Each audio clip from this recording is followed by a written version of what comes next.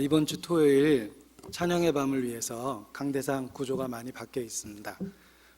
계속적인 홍보가 될 것 같은데 시각적으로 기억하시고 꼭 많이 참여해 주셨으면 좋겠습니다. 찬양의 가사가 구원받은 이후에 우리에게 그 100% 공감된다는 것을 통해서 우리가 앞서간 성도들과 같은 신앙이 있다는 것을 이제 확인해 볼 수 있습니다. 그래서 공감되는 가사, 또 하나님께서 우리에게 주신 은사 중에 하나가 찬양할 수 있는 은사라고 생각하는데 좋은 시간이 될 거라고 확신을 합니다. 꼭 기억하시고 많이 참여해 주셨으면 좋겠습니다. 같이 기도하시겠습니다. 살아계시는 거룩하신 아버지 하나님, 우리를 구원해 주시고 하나님의 자녀 삼아 주신 것 진심으로 감사를 드립니다. 오늘까지 우리를 양육하시며 주의 몸된 교회 안에서 보존하여 주시는 것도 더욱 감사 찬양을 드립니다. 이 시간 모이기로 힘쓰라는 주의 말씀을 기억하고 하나님 앞과 그리스도 예수 안에서 저희가 함께 모였습니다. 주 성령께서 우리 각 사람 형편을 살펴주시고 마땅히 깨달아야 될 말씀으로 친히 교훈하여 주시기를 더욱 간절히 주님께 의지하고 부탁을 드립니다. 잠깐 후에 천성에 이르렀을 때 결코 책망받을 일 없이 영광과 기쁨 중에 주님 만나기를 바라고 원합니다. 그날의 그 영광을 위해서 오늘의 삶을 다스려 주시고 주 성령께서 더욱 우리의 삶에 변화를 주시기를 주님께 부탁을 드립니다. 우리 각 사람 살펴주시고 영과 육에 병들고 어그러진 것 있다면 말씀의 능력으로 고쳐주시며 주의 자녀답게, 빛의 자녀답게 영육간에 거룩하게 변화시켜 주시기를 주님께 부탁을 드립니다. 또 모일 때마다 아직 구원 얻지 못한 이뤄진 영혼들을 기억하고 슬픔을 갖고 주님 앞에 더욱 간절히 기도합니다. 주 예수를 믿으면 너와 내 집이 구원을 얻으리라는 그 약속의 말씀이 온 가정에 이루어질 수 있도록 축복해 주시고, 또 우리 가정, 주님이 가장 되어 주심으로 가정적인 모든 일 가운데 함께해 주시기를 더욱 간절히 기도합니다. 우리를 유혹하는 것도 더욱더 많아지고 또 우리를 불안하게 하는 것도 우리 주변에 점점 더 많아지고 있습니다. 신종플루 우리를 위협하고 마음에 근심을 주고 또 때로 전도하는데 방해가 되기도 합니다. 주의 권능으로 지켜주시고 주님의 일을 할 수 있는 영육간의 건강도 은혜 속에서 허락해 주시기를 주님께 부탁을 드립니다. 이 시간 주의 권능과 은혜 가운데 온전히 의지합니다. 주의 이름을 위하여 역사하여 주시며 주의 말씀으로 우리 각 사람 가르쳐 주시기를 더욱 간절히 기도합니다. 또 이 한 주간 북경의 전도 중에 있는 이완 목사님, 또 함께 하신 분들, 또 러시아의 홍정현 목사님과 세르게이 전도사님 함께 하신 일행들 기억해 주시고 모든 일정 가운데 주의 영광을 나타내 주시기를 주님 앞에 같은 마음으로 기도합니다. 저희를 사랑하시고 구원해 주신 예수님 이름으로 기도합니다. 아멘. 창세기 22장 말씀을 찾겠습니다. 성경 창세기 22장입니다.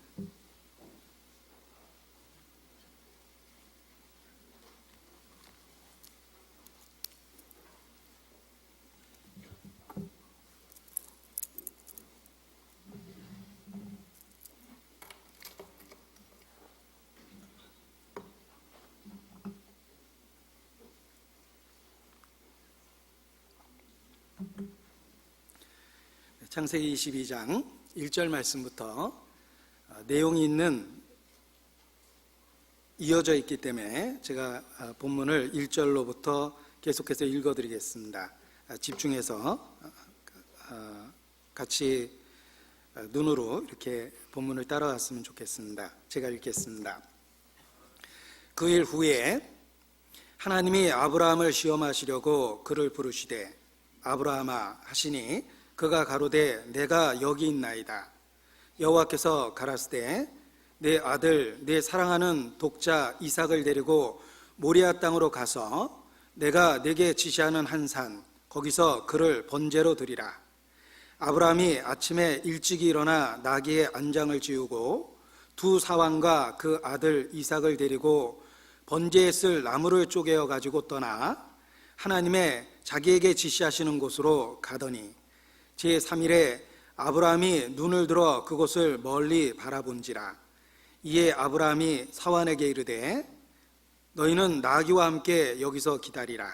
내가 아이와 함께 저기 가서 경배하고 너희에게로 돌아오리라 하고 아브라함이 이에 번제나무를 취하여 그 아들 이삭에게 지우고 자기는 불과 칼을 손에 들고 두 사람이 동행하더니 이삭이 그 아비 아브라함에게 말하여 가로되 내 아버지여 하니 그가 가로되 내 아들아 내가 여기 있노라. 이삭이 가로되 불과 나무는 있거니와 번제할 어린 양은 어디 있나이까.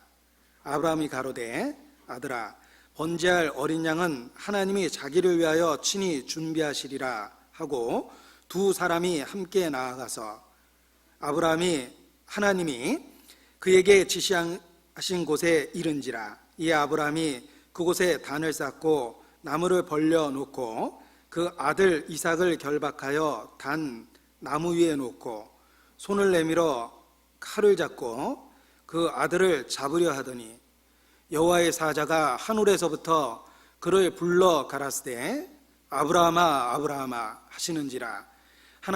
아브라함이 가로되 내가 여기 있나이다 하매 사자가 가라사대 그 아이에게 네 손을 대지 말라.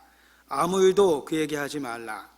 내가 내 아들 내 독자라도 내게 아끼지 아니하였으니 내가 이제야 내가 하나님을 경외하는 줄 아노라. 아브라함이 눈을 들어 살펴본즉 한 수양이 뒤에 있는데 뿔이 수풀에 걸렸는지라. 아브라함이 가서 그 수양을 가져다가 아들을 대신하여 번제로 드렸더라. 아브라함이 그 땅 이름을 여호와 이레라 하였으므로 오늘까지 사람들이 이르기를 여호와의 산에서 준비되리라 하더라. 15절로 19절 말씀은 같이 읽겠습니다. 여호와의 사자가 하늘에서부터 두 번째 아브라함을 불러 가라사대 여호와께서 이르시기를 내가 나를 가리켜 맹세하노니 내가 이같이 행하여 내 아들 내 독자를 아끼지 아니하였은즉 내가 내게 큰 복을 주고 내 시로 크게 성하여 하늘의 별과 같고 바닷가의 모래와 같게 하리니 내 시가 그 대적의 문을 얻으리라. 또 내 시로 말미암아 천하 만민이 복을 얻으리니 이는 내가 나의 말을 준행하였음이니라 하셨다 하니라. 이에 아브라함이 그 사환에게로 돌아와서 함께 떠나 부엘세바에 이르러 거기 거하였더라. 성경에서는 이름을 통해 계시된 뜻이 있는 경우가 있습니다. 특히 하나님의 이름과 관련해서는 하나님의 성품, 속성 또는 하나님이 하시는 일을 우리에게 알려주시려고 특별한 이름을 계시하곤 하셨습니다. 그 중에 하나가 여호와 곧 언약의 하나님을 의미하는 기념칭호도 우리에게 알려주셨습니다. 여호와라는 말 자체가 스스로 있는 자 또는 만물을 존재케 하는 자라는 그런 글자적 의미가 있습니다. 따라서 그 말 자체가 창조주라는 뜻을 갖고 있으며 그가 만물의 근원이시라는 것을 우리에게 계시하고 계십니다. 성경에 나타난 언약의 하나님을 여호와라는 기념칭호를 통해서 우리에게 계시하셨습니다. 그런데 성경을 읽다 보면 여호와라는 이름과 또 다른 단어를 합하여 복합어를 만들어서 우리에게 계시하신 그런 사건들이 많이 있습니다. 예를 들면 광야에서 아말렉 족속과 싸울 때 여호와 니시라는 단어를 통해서 전쟁에 승리케 하시는 하나님을 그들에게 기억해 하셨습니다. 여호와 니시라는 말 자체가 하나님은 나의 깃발이다라는 의미를 갖고 있습니다. 그래서 아말렉과의 전투 속에서 승리케 하시는 분이 여호와 곧 언약의 하나님이라는 것을 그들로 하여금 기억해 하셨습니다. 또한 사사기를 읽어보면 기드온과 관련하여 여호와 샬롬이라는 그런 그 계시를 하셨습니다. 샬롬은 화평, 평화라는 뜻입니다. 따라서 여호와라는 이름과 복합어를 만들어서 평화의 근원이 바로 하나님 자신이라는 것을 확실하게 기억하도록 하셨습니다. 자, 이와 같이 성경에는 여호와라는 이름과 더불어 우리가 기억하고 교훈을 받아야 될 내용들을 복합어를 만들어서 계시하셨습니다. 오늘 읽은 이 말씀은 특별히 여호와 이레라는 말과 관련한 사건입니다. 여호와 이레라는 말은 여호와 하나님께서 준비하신다라는 의미를 갖고 있습니다.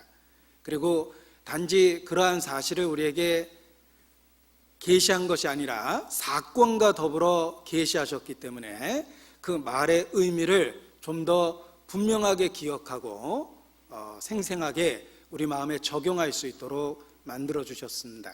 오늘은 여호와 이레라는 하나님의 이름의 복합어 중에 하나, 여호와 이레라는 그런 사건과 관련해서 교훈을 나누고자 합니다.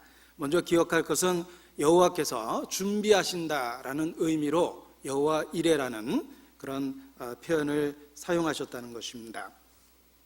이 여호와 이레는 믿음의 조상 아브라함과 관련된 사건입니다. 아브라함은 절대적인 믿음을 하나님 앞에 나타냈습니다. 그리고 구체적으로는 그의 삶이 하나님 앞에 완전한 순종의 모습을 갖고 있습니다. 결국은 믿음이 외적으로 표현될 때 순종의 모습으로 나타난다라는 것을 아브라함의 생애를 통해서 하나님은 우리에게 가르쳐 주십니다. 아브라함은 믿음의 조상으로서 하나님 앞에 순수한 신앙과 절대적인 순종의 모범적인 예로 나타나고 있습니다. 그런데 성경에 나타난 아브라함은 어떤 특별하고 완전한 인물이라기보다는 우리와 같은 평범한 속성을 갖고 있는 보통의 사람이라는 것을 성경 본문들을 통해서 확인해 볼 수 있습니다. 우리는 성경에 나타난 하나님의 인물들이 우리와 다른 어떤 특별한 것이 있을 거라고 추측을 합니다. 그러나 성경 본문을 자세히 살펴보면 그도 우리와 같은 평범한 사람이었다는 것을 알 수 있습니다. 엘리야에 대해서도 성경에서 말씀하시기를 그는 우리와 같은 성정이 있다라고 분명하게 표현하셨습니다. 성경은 엘리야가 특별하다, 아브라함이 특별하다라고 이야기하는 것이 아닙니다. 우리와 같은 성정이 있었지만 그들이 하나님을 믿음으로 인해서 우리와 다른 특별한 삶을 살았다는 것을 가르쳐 주십니다. 아브라함의 생애 속에서도 마찬가지입니다. 아브라함은 나와 다르다, 그는 특별하다라고 생각하는 것은 성경을 잘못 본 것입니다. 그도 우리와 같은 성정을 갖고 있었고 어떤 권력 앞에서 두려움을 느껴서 아내를 다른 남자 품에 넘겨줄 수 있는 위기도 만들 수 있는 그런 소심한 사람이었습니다. 평범한 사람이었습니다. 그러나 그가 믿음을 통해서 아주 특별한 삶을 살게 됩니다. 아브라함이 특별해진 이유가 하나님 자신이다, 이렇게 말할 수 있습니다. 하나님을 믿는 믿음으로 아브라함은 믿음의 선진이 되었습니다. 엘리야도 그러했고 모세도 그러했습니다.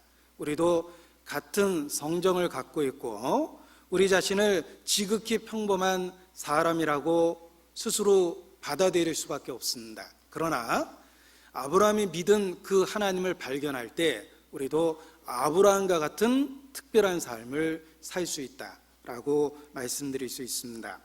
특별히 아브라함의 생애와 관련해서 여호와 이레라는 사건은 아주 충격적입니다. 우리의 이성적인 판단, 우리의 육신적인 감정을 갖고 사건을 살펴보았을 때 전체적인 이야기는 사실 너무나 충격적입니다.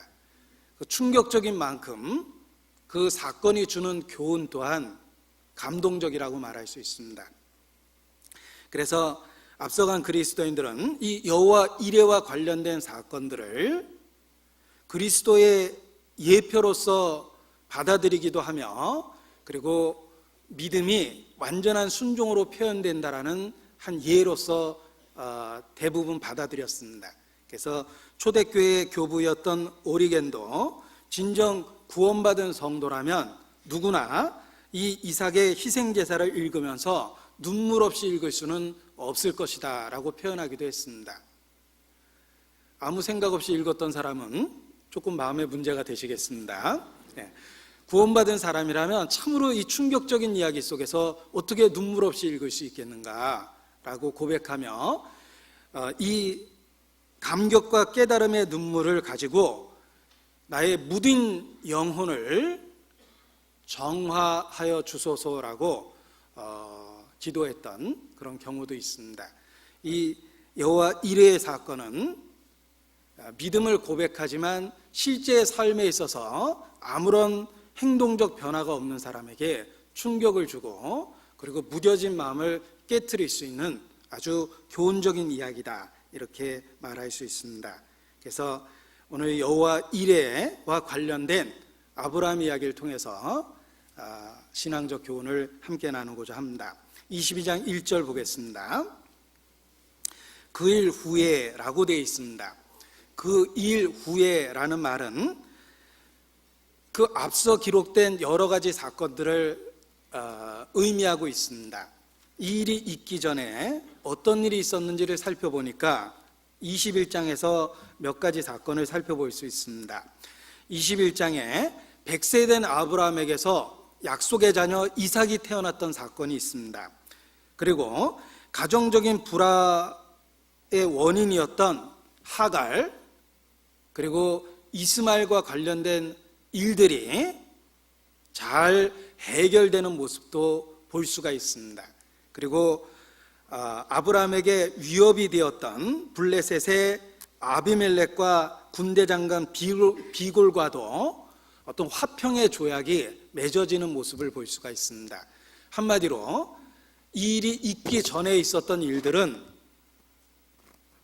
아브라함에게 있어서 다 상황적으로 좋은 이야기들입니다. 이 사건이 전체적으로 있었던 것을 시간을 계산해 보면 거의 10년 이상입니다.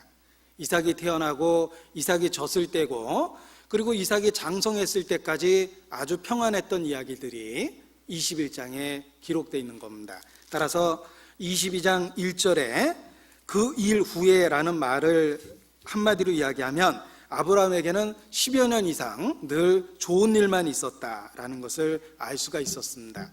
그 좋은 일만 있었고 안정적이라고 했었던 그때에 아브라함에게 큰 위기가 닥쳐옵니다. 하나님은 아브라함을 시험하십니다. 그 좋은 시절을 보내고 있었던 아브라함에게 큰 시험거리를 주십니다. 우리의 삶 속에서도 마찬가지일 겁니다.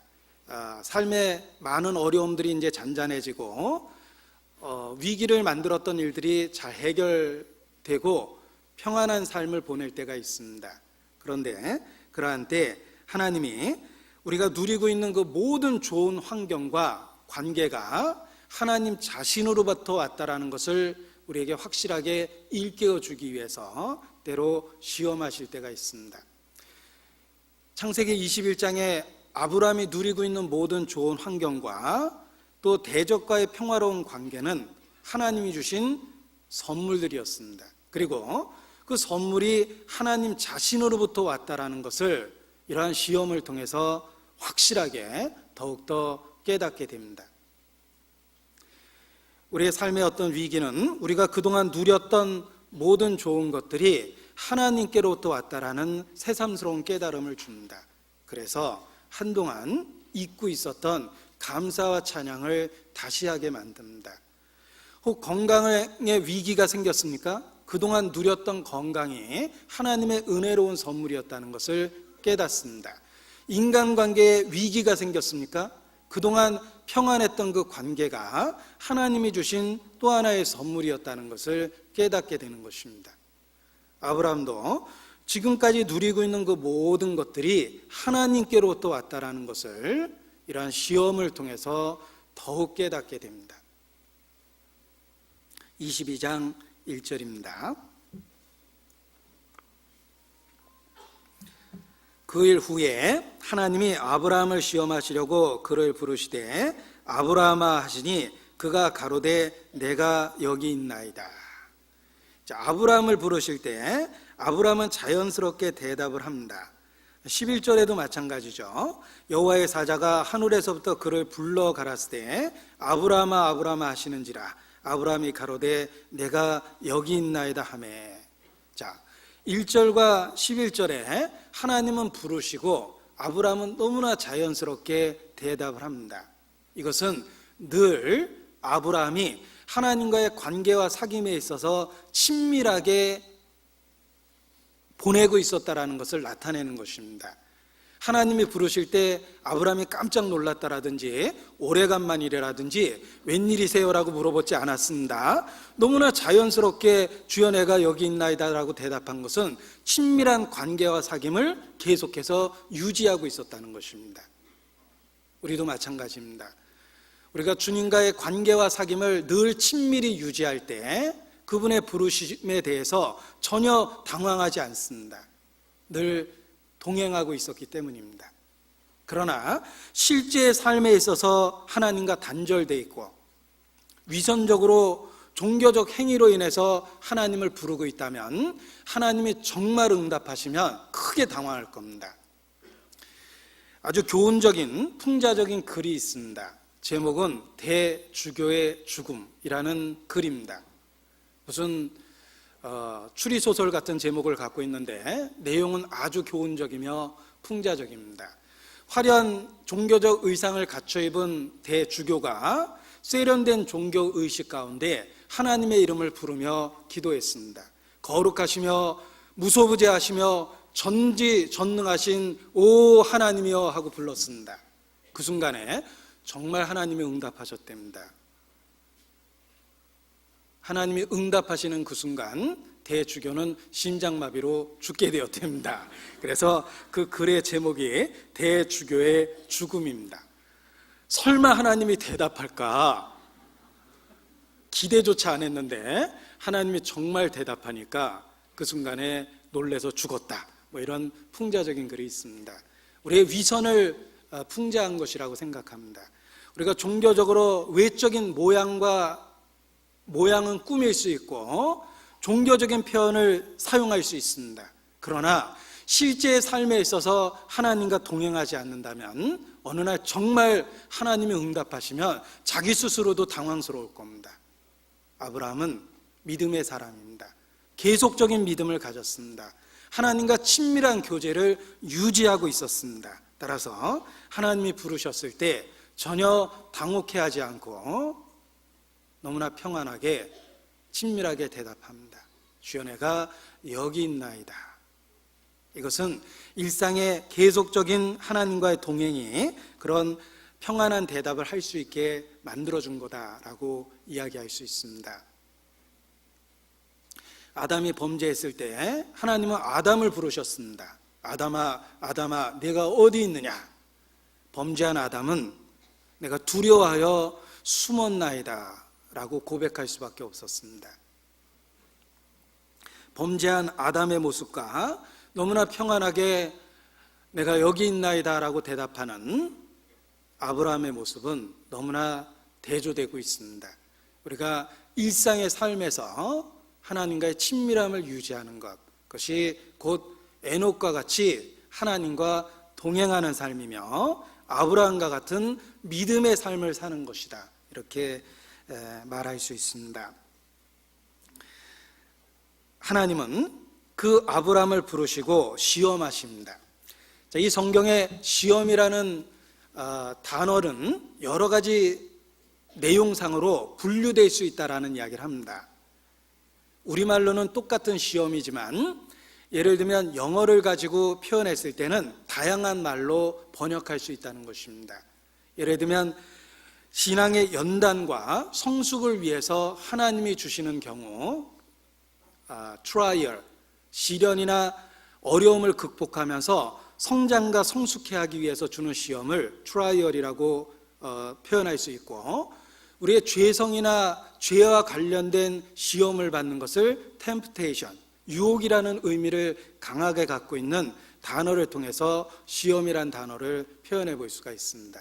그리고 신앙의 진정성, 진실성을 시험하기 위해서 주는 것을 테스트한다, 이렇게 표현해 볼 수 있습니다. 그래서 시험이란 단어를 영어로 다양하게 번역을 해보면 트라이얼, 템프테이션, 그리고 테스트, 이런 단어로 표현해 볼 수 있는데, 하나님이 이곳에서 아브라함을 시험하셨다는 그 단어는 테스트라는 의미를 강하게 갖고 있습니다. 아브라함의 신앙의 진실과 진정성을 드러내기 위해서, 시험하기 위해서 주셨던 사건이기 때문에 그렇습니다. 아브라함은 자신의 신앙이 하나님 앞에 성숙되어 있음을 이 시험을 통해서 드러냅니다. 우리는 아브라함의 신앙적 상태가 어떤 상태인지 사실 알 수가 없습니다. 그러나 이 창세기 22장의 사건을 통해서 아브라함이 얼마나 성숙한 신앙을 갖고 있었는지 깨달을 수 있습니다. 처음부터 완전한 신앙을 가졌던 것은 아닙니다. 그는 과정을 거쳐서 그리고 마침내 성숙된 신앙을 갖고 있었습니다. 아마도 그 신앙의 성숙에 있어서 가장 절정인 상태였을 거라고 생각합니다. 하나님은 그것을 잘 아시기 때문에 그의 진심과 진정성을 드러낼 수 있는 기회를 주셨습니다. 그래서 가장 어려운 시험으로 아브라함을 부르신 것입니다. 하나님은 아브라함의 성숙한 신앙을 드러내기 위해서 이러한 시험을 허락하셨다라고 말할 수 있습니다. 자, 이렇게 설명해 보면 왜 하나님은 우리에게 동일한 시험을 주시지 않는 걸까? 이런 이삭을 바치라는 그런 동일한 큰 시험을 주시지 않을까? 우리의 영적 상태가 어린아이와 같기 때문에 주시지 않는 것이다, 이렇게 반성해 볼 수도 있습니다. 아무튼 아브라함은 성숙한 신앙을 갖고 있었고, 이 시험을 통해서 하나님에 대한 진심과 진정성을 표현할 수가 있었습니다. 하나님은 모든 것을 알고 계시기 때문에 믿음의 조상으로서의 아브라함의 성숙한 신앙을 드러낼 수 있는 기회를 시험을 통해서 주셨다, 이렇게 말씀드릴 수 있습니다. 그래서 어떤 의미에서는 더 큰 영광을 주시기 위해서 주신 시험이다. 또 세상적인 표현을 비유해서 사용하자면 아브라함을 한 단계 더 높이기 위해서, 진급을 위해서 시험을 볼 수 있는 기회를 마련해 준 것이다, 이렇게 말할 수 있습니다. 아브라함은 이 시험을 잘 통과하는 모습을 보여주면서 자기의 성숙한 신앙을 드러낼 수 있는 기회를 갖게 됩니다. 그래서 우리 모두에게 대대로 아브라함이 믿음의 조상이다라고 선포했을 때 우리는 기꺼이 그 아브라함의 믿음을 존경하고 받아들일 마음을 갖게 되는 것입니다. 만일 이런 사건이 기록되어 있지 않다면 아브라함을 믿음으로 조상으로 세웠을 때 혹 우리 중에 마음에 이의를 제기하는 사람도 있을 겁니다.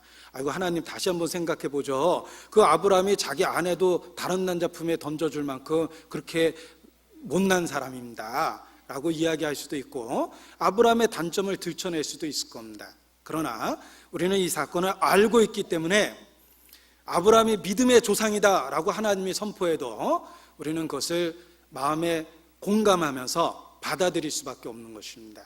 결국은 이 시험을 통해서 아브라함은 믿음의 조상으로 드디어 자신의 신앙의 진정성을 하나님 앞과 사람들 앞에서 선포할 수 있었다, 이렇게 표현할 수도 있습니다. 결국은 아브라함에게 주신 이 시험이 기회가 돼서 아브라함은 믿음의 조상으로서의 영광을 차지하게 되었다라고 말할 수 있습니다. 아브라함은 시험을 받고 적극적 순종으로서 믿음을 표현했기 때문입니다. 본문에 표시하겠습니다. 창세기 22장에 표시하고 야고보서를 보겠습니다. 야고보서 2장 21절입니다.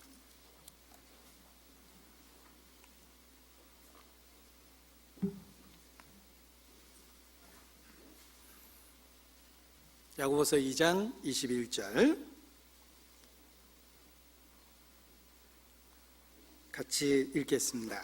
우리 조상 아브라함이 그 아들 이삭을 제단에 드릴 때에 행함으로 의롭다 하심을 받은 것이 아니냐. 자, 아브라함은 이미 있는 믿음을 시험이라는 기회를 통해서 드러낼 수 있었다라고 이렇게 말할 수 있습니다. 때로 우리에게 주어지는 시험도 우리의 신앙의 진실 여부를 드러내고 그 진정성을 외적으로 드러내는데 쓰인다라고 말할 수 있습니다.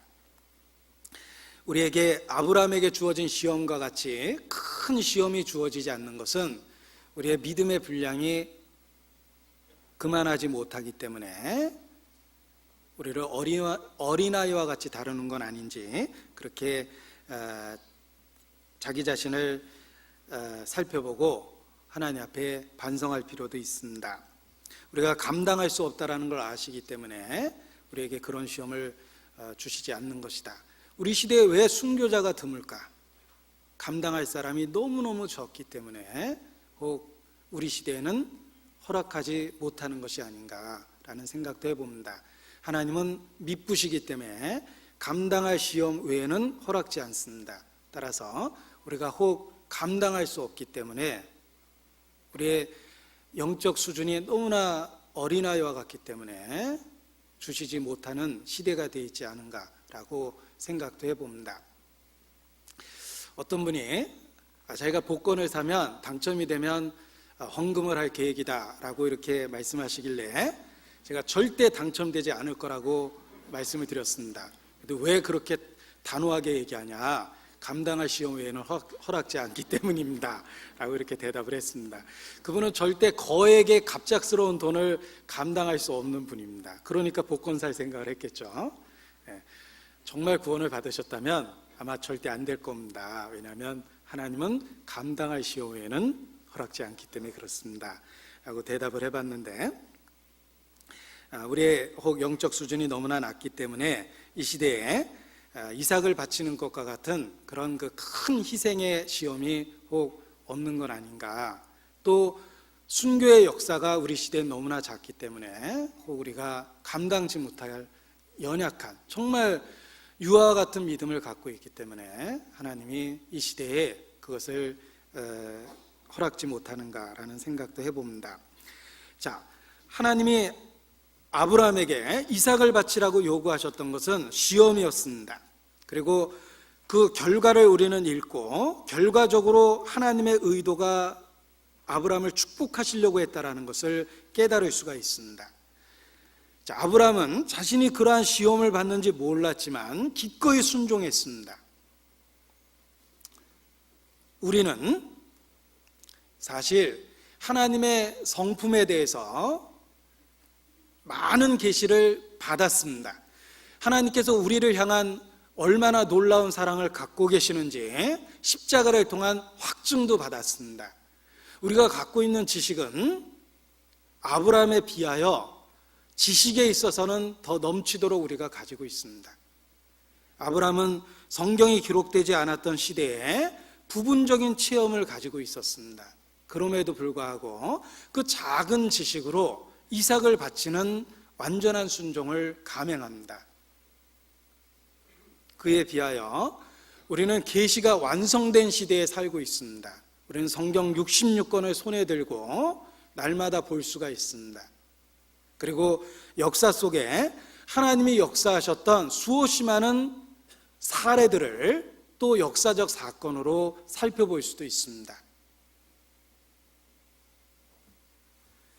아브라함도 시험에 순종했다면 우리는 훨씬 더 유리한 위치에 있는 것도 사실입니다. 아브라함보다 더 완전한 계시를 받은 시대에 살아가고 있고, 또 하나님이 역사하셨던 수천 수만의 사례들을 기독교 역사 속에서 확인하고 확증할 수 있기 때문입니다. 아브라함은 시험의 결과를 모르는 채 믿음으로 완전한 순종을 했습니다. 우리는 동일한 시험을 받는다 하더라도 사실 아브라함보다 상당히 유리한 위치에서 시험을 받는 것이다. 우리는 하나님의 완전한 계시된 속성과 언약을 갖고 있기 때문입니다. 욥도 그러합니다. 욥이 큰 시험을 받았습니다. 그런데 만약 욥이 시험을 받을 그때에 욥기 42장까지 다 읽고 시험을 받고 있다면 아마도 상당히 여유롭게 시험을 통과했을 겁니다. 왜냐하면 그 해피엔딩의 확실한 결과를 알기 때문입니다. 그러나 욥은 자기가 왜 시험을 받는지 도무지 알지 못했습니다. 이 시험의 궁극적 결과가 어떠할지도 몰랐습니다. 그럼에도 불구하고 그는 믿음을 저버리지 않습니다. 자, 우리는 아브라함이나 또는 욥에 비하여 상당히 유리한 위치에 있다는 걸 기억해야만 합니다. 우리는 독생자를 주신 하나님의 놀라운 구속의 사역을 통해서 확실한 보증을 받고 있기 때문입니다. 따라서 우리에게 혹 동일한 시험이 주어진다 하더라도 우리는 좀 더 확실한 근거를 갖고 있기 때문에 적극적인 순종으로 대응할 수 있다. 이렇게 자기 자신을 가르치는 것이 필요합니다. 어떤 항공사에서 직원들을 테스트하는 그런 이야기를 들었습니다. 손님을 가장한 항공사 간부가 까다로운 조건으로 계속해서 서비스를 요구합니다. 그리고 그 직원의 태도를 지켜보면서 점수를 매기고 승진 시험에 반영한다는 것입니다.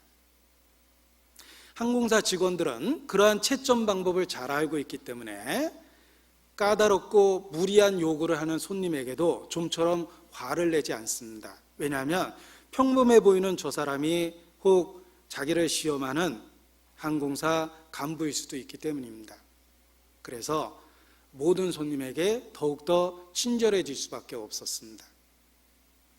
하물며 하나님의 언약에 대한 그 확실함을 우리가 가지고 있는 상태에서 삶의 여러 가지 시험을 받는다 했을 때 우리는 우리의 반응과 태도를 어떻게 해야 될지 믿음 안에서 올바로 결정할 수 있습니다. 우리의 삶 자체가 사실은 매일매일의 시험이며 영원한 세계의 상급을 결정짓고 있다라고 말할 수 있습니다. 영원하신 하나님이 구원받은 이후에 이 땅에서의 삶을 왜 우리에게 허락하셨습니까? 우리가 구원받고 바로 천국으로 옮겨가도 되는데 굳이 이 세상에 우리를 남겨놓으신 이유는 무엇입니까? 결국은 심을 수 있는 기회를 준 겁니다. 영원한 세계에서 거두는 것이고 현세는 심는 시기이며 심을 수 있는 기회를 주시고 날마다 사건과 환경 속에서 또는 사람 속에서 우리를 시험하고 있다, 이렇게 말할 수 있습니다. 구원받은 이후에 우리의 하루하루의 삶은 결국 영원한 세계의 상급을 결정하는 시험의 연속이다라고 말할 수 있습니다. 우리가 믿음을 갖고 판단했을 때 우리의 삶 자체가 지금도 영원한 상급을 결정하고 있다는 것을 깨달을 필요가 있습니다. 그래서 삶에 대한 태도와 반응과 자세가 하나님 앞에 재조정될 수밖에 없습니다. 나의 성격이나 육체적 본성으로 태도와 반응을 보이는 것이 아니라 주님의 마음을 품고 예수님이라면 과연 어떻게 하셨을까라는 질문과 대답을 통해서 우리의 태도와 반응을 정하는 것이 필요합니다. 자, 하나님은 아브라함을 시험하셨는데 이러한 시험을 통해서 아브라함이 가지고 있는 모든 것이 다 하나님께로부터 왔다라는 것을 분명하게 나타내시고 그러한 것을 인정하고 시험을 통과하는 아브라함에게 축복하신 것이다 라고 말할 수 있습니다. 하나님은 이삭을 바치라고 요구하셨습니다. 그런데 그 독자 이삭이 얼마나 아브라함에게 소중하고 귀중한지를 하나님은 더 잘 아십니다. 그래서 그걸 잘 알고 있기 때문에 2절에 보면, 창세기 22장 2절에 보면 이렇게 표현하신 것입니다. 여호와께서 가라사대 내 아들 내 사랑하는 독자 이삭을 데리고 모리아 땅으로 가서라고 되어 있습니다. 자, 여기 그냥 이삭이라고 부르지 않고 3번이나 다른 표현을 통해서 이삭이 아브라함에게 얼마나 소중하고 유일한 존재인지를 표현하셨습니다. 3번이나 반복하시죠. 비슷한 말을. 내 아들, 내 사랑하는 독자 이삭, 이렇게 3번이나 이삭과 관련해서 동일한 표현을 사용하셔서 이 이삭이 아브라함에게 있어서 삶의 전부이며 존재의 의미이며 가장 귀중한 존재라는 것을 하나님 스스로도 아브라함에게 일깨워 주신 겁니다. 그걸 알고 계심에도 불구하고 하나님은 그 이삭을 바치라고 요구하셨습니다. 아브라함의 모든 것을 요구하신 하나님은 아브라함이 가지고 있는 그 모든 것이 하나님께로부터 왔다라는 것을 믿음으로 표현해 보라고 아브라함에게 사실 기회를 준 겁니다. 하나님은 창조주며 우리가 갖고 누리고 있는 모든 것들은 하나님께로부터 온 것입니다. 그래서 그분은 우리가 가지고 있는 모든 것의 주인이시기 때문에 그것을 요구하실 수 있는 권리가 있습니다. 성경의 가장 크고 첫째 되는 계명이 무엇입니까? 너는 마음을 다하고 목숨을 다하고 뜻을 다하고 성품을 다하여 내 하나님을 사랑하라 하는 것입니다. 성경에서 이 사랑이라는 단어가 처음 나온 것이 창세기 22장 2절 바로 이 말씀입니다. 어떤 단어가 처음으로 언급됐을 때 그 언급된 상황을 통해서 그 단어의 뜻을 더 분명하게 해석할 수 있습니다. 그것이 성경 해석의 가장 건전한 원칙이라고 이야기하는 최초 언급의 원칙입니다. 최초로 언급한 그 상황을 살펴봐서 그 단어의 용례를 정확하게 알 수 있다는 것입니다. 사랑이 무엇입니까? 사랑이란 단어가 성경에서 바로 창세기 22장 2절에서 최초로 언급되고 있다는 것을 살펴보십시오. 사랑의 진정한 의미를 알 수가 있습니다.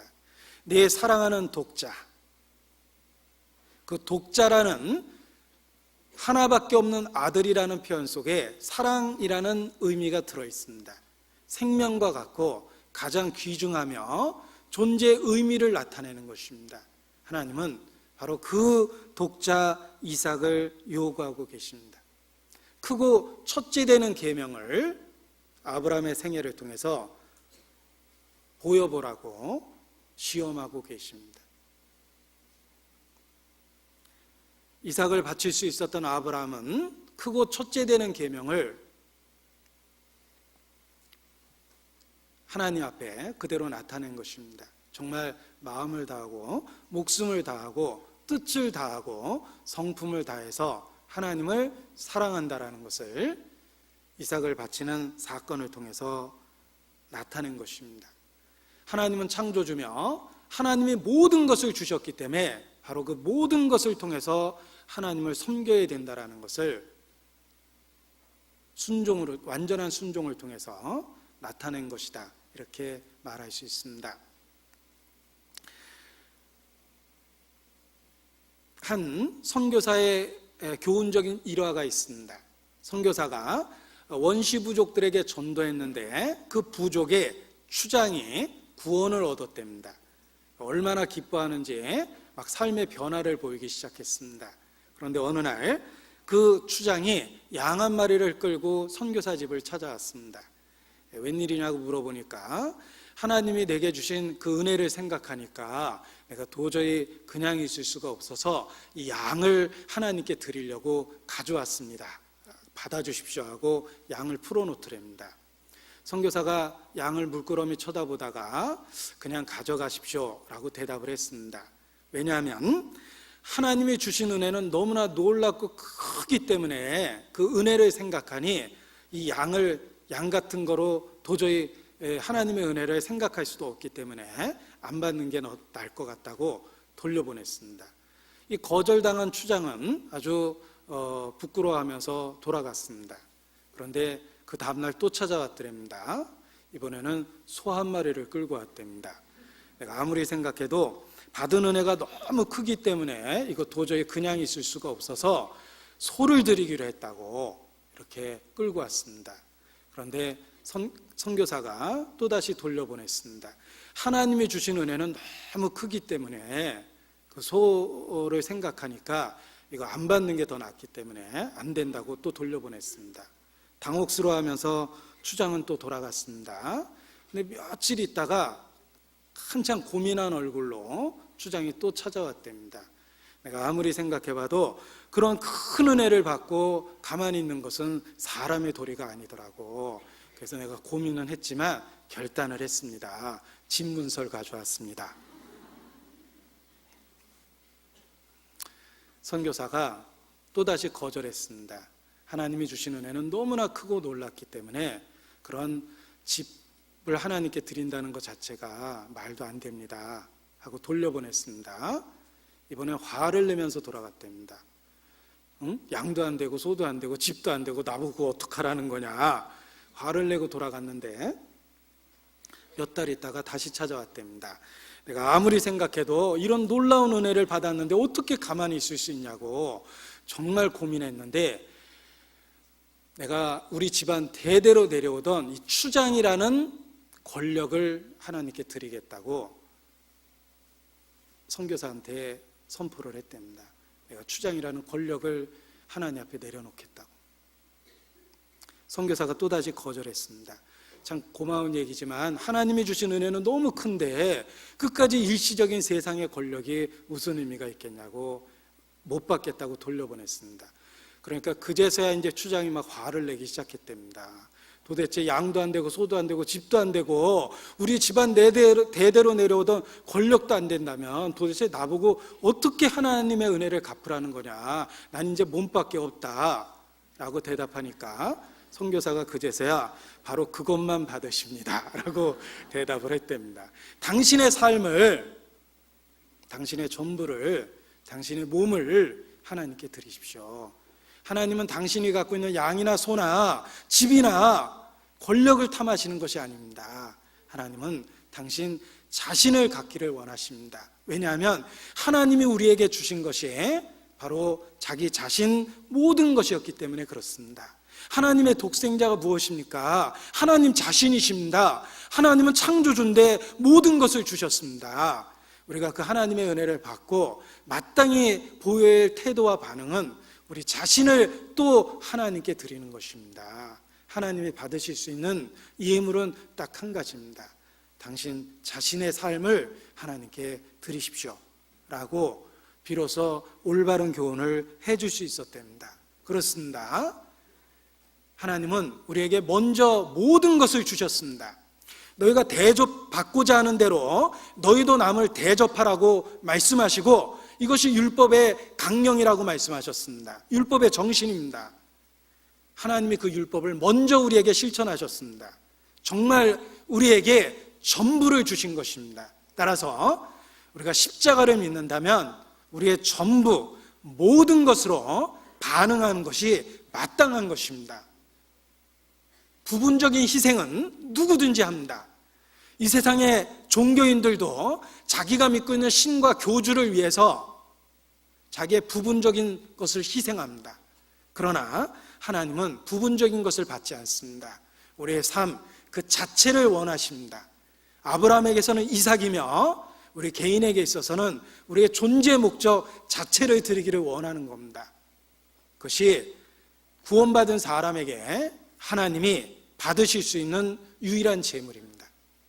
더 이상 부분적인 것으로 하나님을 모욕하면 안 됩니다. 양 한 마리 들여놓고 하나님 은혜를 다 갚은 것처럼 스스로 자기 공로에 빠져 있다면 정말 큰 죄를 짓는 것입니다. 그것은 도덕적인 큰 죄보다 하나님 은혜에 대한 모욕입니다. 더 큰 죄입니다. 마땅히 우리가 그 놀라운 은혜를 참으로 알고 믿었다면 우리의 삶 전체로 화답하는 게 필요합니다. 하나님은 우리에게 이삭과 같이 우리의 모든 것을 요구할 수 있는 위치에 있습니다. 그런 창조주며 더욱 놀라운 건 그가 우리의 구세주가 되셨습니다. 우리를 단지 만든 것이 아니라 만들었을 뿐만 아니라 독생자의 피로 구속하시고 구세주가 되셨기 때문에 우리가 그분에 대한 합당한 예우는 우리의 전부로 그분을 섬기는 것입니다. 그것이 바로 이삭을 바치라 라고 요구하셨던 제사에서 가르쳐주는 교훈입니다. 하나님은 우리의 전부를 요구할 수 있는 권리가 있습니다. 일단 먼저 전부를 주셨기 때문에 그분은 우리의 전부를 요구할 수 있는 것입니다. 삼성그룹 이건희 회장이 어느 날 전화 와서 저한테 얘기합니다. 서 목사가 가진 재산 전부를 놓고 내가 가진 재산 전부를 놓고 우리 공평하게 동업하시다. 그거 거절할 바보는 없으시겠죠? 그 사람의 재산과 내 재산은 비교되지 않습니다. 하나님이 전부를 걸었다면 피조물인 우리는 마땅히 전부를 거는 것이 당연한 겁니다. 하나님은 절대로 무리한 요구하신 것이 아닙니다. 이미 우리를 위해서 독생자를 주셨기 때문에 우리의 모든 것을 요구할 권리가 계십니다. 그리고 사실 우리가 갖고 있는 소중한 그 모든 것도 생각해 보면 하나님이 주신 겁니다. 우리가 이 땅에 근원적으로 없었습니다. 창조주죠. 무에서 유를 만드시고 내가 이 땅의 역사 속에 육체를 갖고 참여할 수 있었습니다. 창조주의 은혜로 내가 존재했고, 그리고 내가 이 땅에 벌거벗고 나와서 내가 갖고 누리고 있는 것은 너무나 많습니다. 내가 벌거벗은 핏덩어리로 이 땅에 태어나서 지금 이 나이가 되도록 이 육체를 갖고 이 땅에서 살아가고 있습니다. 그것도 홀로 살아가는 것이 아니라 내가 생존할 수 있는 많은 지식을 주었고 살아갈 수 있는 많은 필요한 것들을 주셨습니다. 그리고 내 삶에 많은 사랑하는 사람들을 주셔서 내 삶을 더 아름답고 풍요롭게 하셨습니다. 내가 소중하게 생각하는 가족, 내가 갖고 있는 모든 것들이 생각해보면 다 하나님께로부터 온 것입니다. 따라서 최초의 근원이신 그분이 그것을 내게 요구할 수 있는 권리가 있다라고 말할 수 있습니다. 우리의 모든 것을 갖고 하나님을 섬기는 것이 마땅합니다. 우리가 생명보다 더 소중히 여기는 자식, 그 자식조차도 하나님이 주신 선물이기 때문에 하나님이 요구하실 수 있다. 이것은 절대로 무리한 요구가 아니라 당연한 요구를 사실은 하고 계신 것이다 라고 말할 수 있습니다. 그리고 더더욱 구속의 사건을 기억할 때 하나님이 우리의 모든 것을 요구하신다 그래서 결코 무리한 요구가 아닙니다. 그 구속의 놀라운 사건은 우리에게 모든 걸 요구할 권리가 하나님께 있다는 것을 확실하게 증거합니다. 그래서 너희 몸은 너희 것이 아니다. 너희 몸은 너희가 하나님께로 받은 바 거룩한 성령의 전인 줄 알지 못하느냐. 너희의 몸은 너희 것이 아니다라고 성경은 선포합니다. 그리고 우리의 마땅한 신앙 고백 중에 하나, 우리 중에 누구든지 자기를 위하여 사는 자가 없고 자기를 위하여 죽는 자가 없다. 우리가 사나 죽으나 다 주의 것이로다. 정말 구속받았다면 소유권이 주님께 있다라는 거 우리는 복음 앞에서 인정할 수밖에 없습니다. 따라서 하나님이 우리에게 이삭과 같이 모든 것을 요구하신다 하더라도 우리는 그 요구에 마땅히 응할 수밖에 없다라는 것을 마음에 받아들여야만 합니다. 아브라함은 이삭을 바치라는 말에 기꺼이 완전한 순종으로 응답했습니다. 아브라함은 믿음의 조상입니다. 온전한 믿음을 갖고 있었습니다. 아브라함은 하나님이 주셔서 자녀도 생겼습니다. 하나님이 주셔서 양과 소 많은 재산이 있었습니다. 하나님이 주셔서 블레셋이라는 위협적인 원수와 마주대하고 있었지만 평화롭게 지낼 수가 있었습니다. 하나님이 도우셔서 하갈과 이스마엘이라는 해결할 수 없는 가정적 불화도 잘 해결할 수 있었습니다. 아브라함은 하나님이 주신 모든 것을 누리고 있었습니다. 그러나 아브라함의 믿음의 조상인 이유는 그 모든 것을 누리면서 그는 결코 잊지 않았습니다. 그것을 주신 분이 하나님 자신이라는 것을. 그래서 하나님이 주신 것을 누리는 것보다는 하나님 안에서 만족하고 있었던 것입니다. 따라서 하나님 안에서 하나님으로 만족했기 때문에 하나님이 자기에게 주신 그 모든 것을 다시 요구했을 때 전혀 마음에 문제를 갖지 않았던 겁니다. 아브라함은 진정한 믿음의 조상입니다. 하나님이 주신 선물을 누리는 것이 아니라 선물을 주신 하나님을 소유하는 그런 참된 믿음을 갖고 있기 때문입니다. 남편의 수입, 남편의 능력, 남편의 명성, 남편의 영향력, 남편의 집, 이런 것들 속에서 아내가 행복해야 할 수 있지만 진정한 아내는 남편 자신으로 만족하는 겁니다. 그것이 진정한 부부입니다.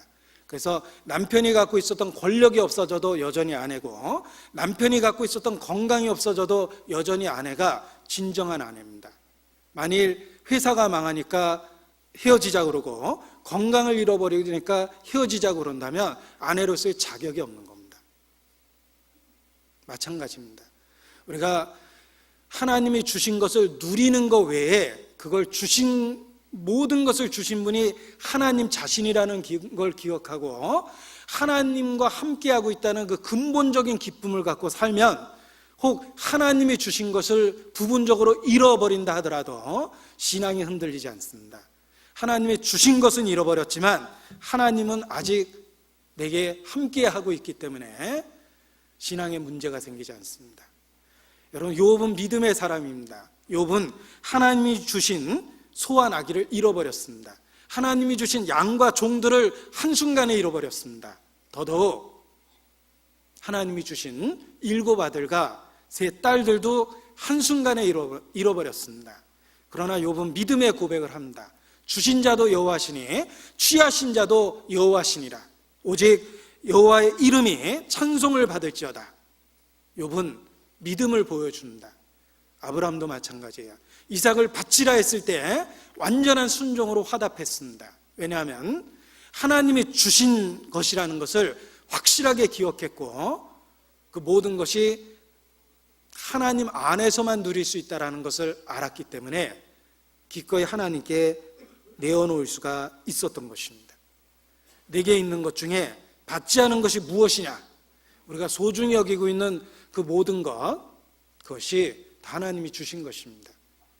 우리가 하나님으로 만족하고 하나님과의 관계와 사귐으로 만족한다면 무엇을 주셨든지 무엇을 가져가시든지 우리는 흔들리지 않고 지속적인 믿음의 태도를 보일 수가 있습니다. 주님과 함께라면 정말 험한 산도 괜찮고 바다 끝이라도 괜찮소 찬송할 수도 있습니다. 주님으로만 만족하는 법을 아브라함은 드디어 배운 겁니다. 주님이 주신 것들을 누리는 기쁨 때문에 주님을 섬긴 것이 아니라 그것을 주님이 혹 가져간다 하더라도 주님이 계속해서 함께 하시기 때문에 아브라함은 함께 하시는 주님 안에서 이삭을 바치라고 했을 때도 기꺼이 화답할 수가 있었다라고 말할 수 있습니다. 이것이 우리가 가져야 될 올바른 믿음의 태도입니다. 미국 대통령이었던 레이건도 세월을 견디지 못하고 10여 년 이상 알츠하이머병에 걸려서 고생을 했습니다. 노년에 크게 투병 생활을 하고 고생을 했는데 아내의 도움이 없었다면 더 폐인이 됐을 겁니다. 레이건의 부인 낸시 레이건은 10년 이상 그 남편의 손과 발이 돼서 남편 임종 때까지 잘 남편을 돌봤습니다. 사람들이 낸시 레이건 여사를 위로했습니다. 그 병든 남편을 10년 이상 돌보는 것이 얼마나 고단하고 힘든지 위로했을 때 낸시 레이건이 이렇게 남편에 대한 사랑을 표현합니다. 당신이 없는 행복보다는 당신과 함께한 불행을 택하겠습니다. 이것이 그 병에 걸려있는 남편에게 했던 아내의 고백입니다. 우리에게 진정한 사랑이 무엇인지를 설명해 주고 있습니다. 대통령이었던 레이건을 남편으로 두었다면 이제 알츠하이머병에 걸린 남편을 또 남편으로 섬길 수 있는 것이 진정한 부부입니다.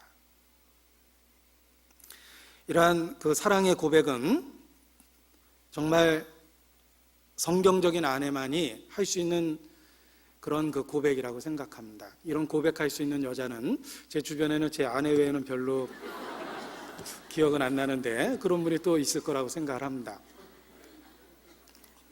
이렇게 계산된 발언을 하면 안 되는데 아무튼 진정한 사랑의 의미가 무엇이며 진정한 믿음의 의미가 무엇인지 아브라함은 이 여호와 일의 사건을 통해서 확실하게 나타냅니다. 하나님이 주신 것을 거두실 때 기꺼이 화답할 수가 있었던 겁니다. 왜냐하면 아브라함은 하나님 자신으로 기뻐하고 만족하고 하나님과의 관계와 사귐 속에서 신앙을 지키고 있었던 겁니다. 하나님이 주신 것들이 아니라. 이러한 시험받는 사건을 통해서 아브라함의 숨겨진 믿음이 드러났다. 하나님이 이런 엄청난 시험을 허락하신 것은 아브라함의 진정성을 알고 계시기 때문에 그것을 드러낼 수 있는 기회를 주신 것이다라고 말할 수 있습니다.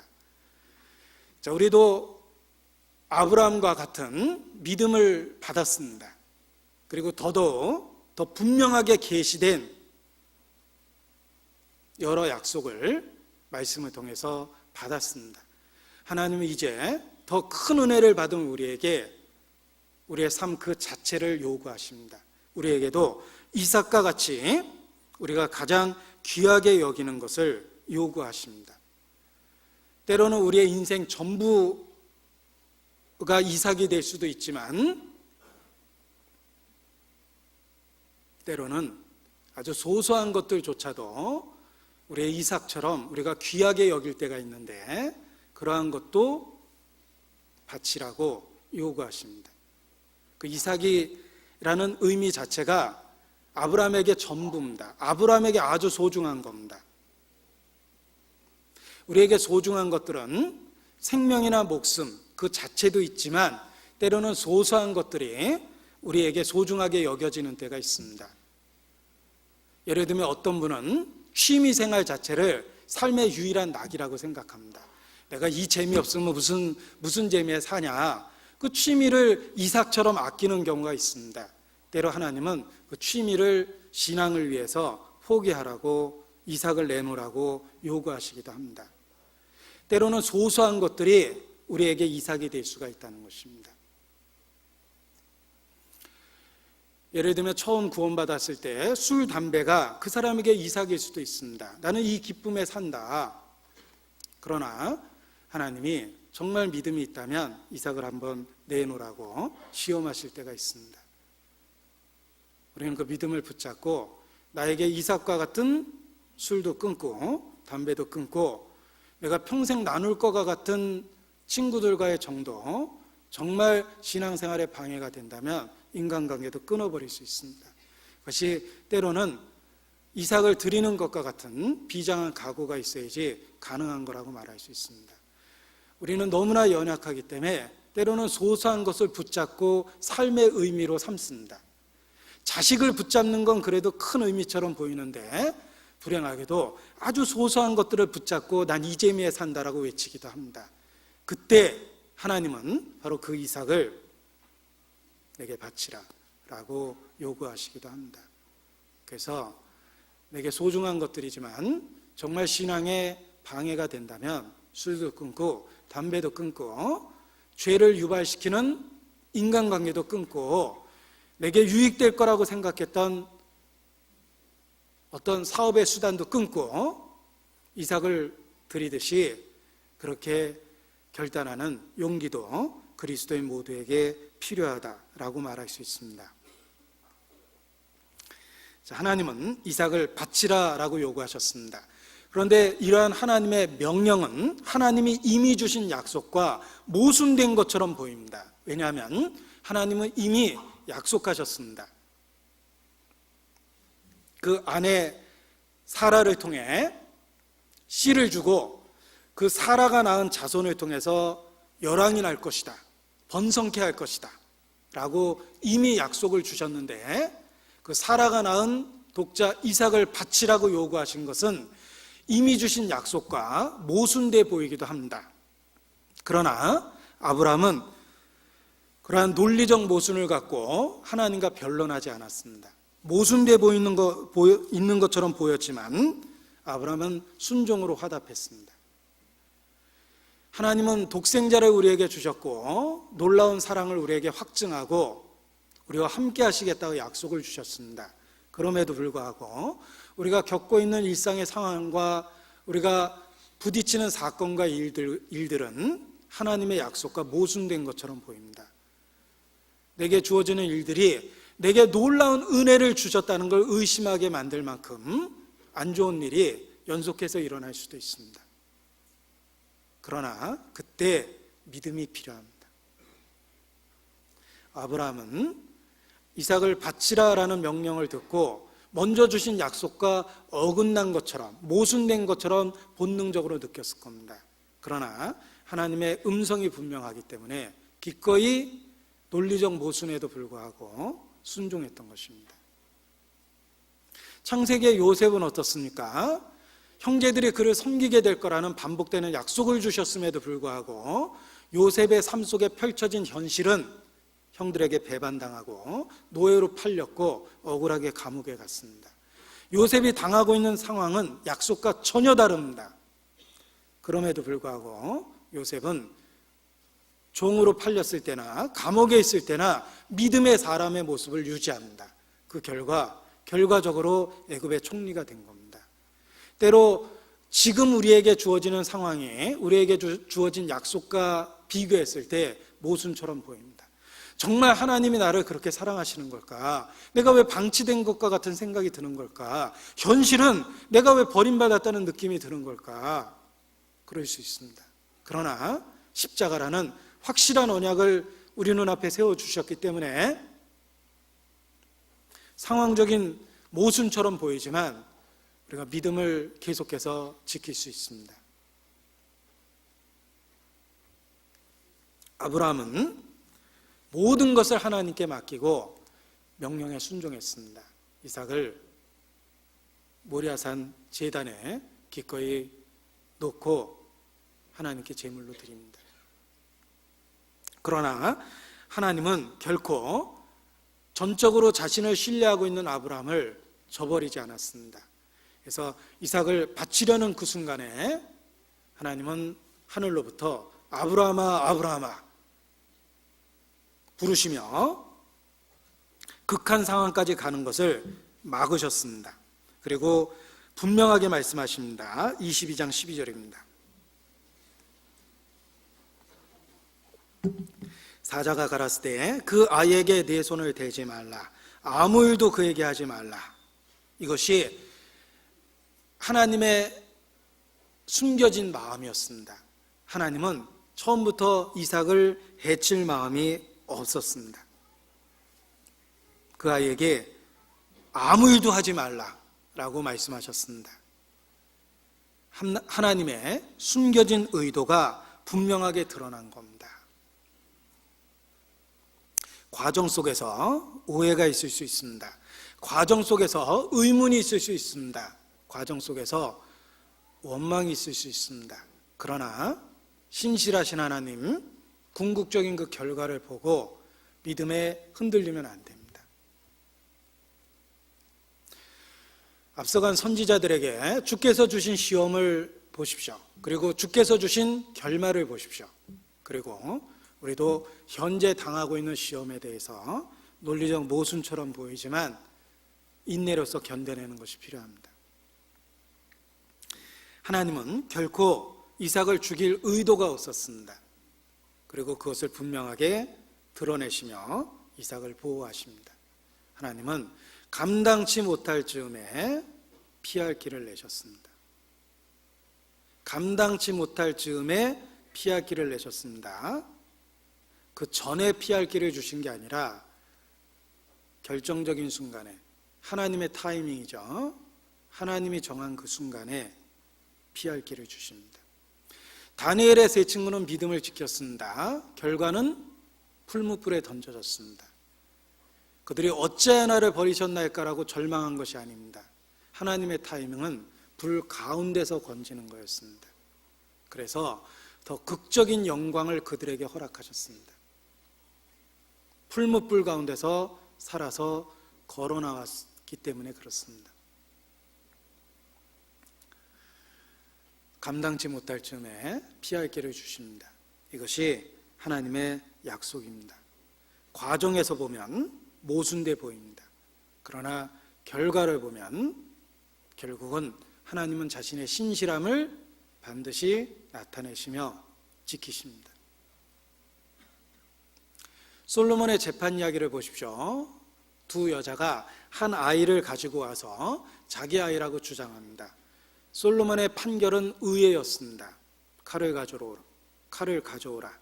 그 아이를 반으로 나누어 반은 이에게 반은 저에게 주라.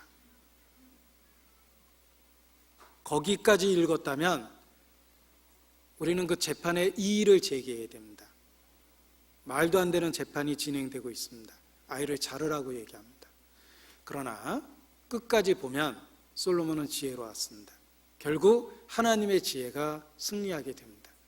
그 아이에게 닥친 위기가 숨겨진 어머니의 사랑을 드러냈기 때문입니다. 현세는 혹 모순처럼 보입니다. 의인이 핍박받고 진리를 전하는 자가 따돌림 받고 고난을 받습니다.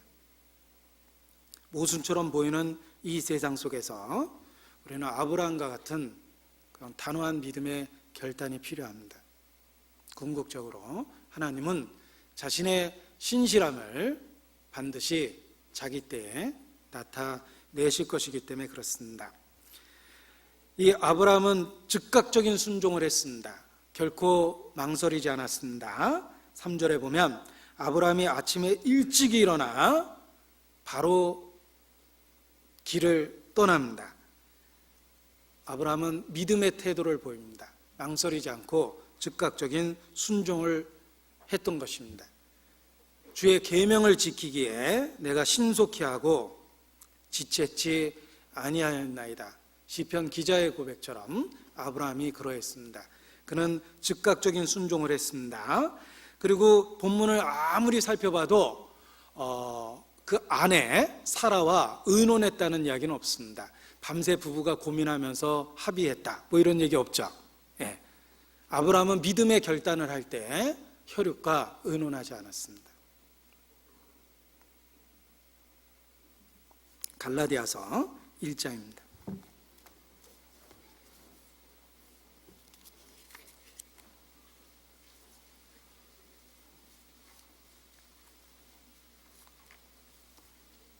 갈라디아서 1장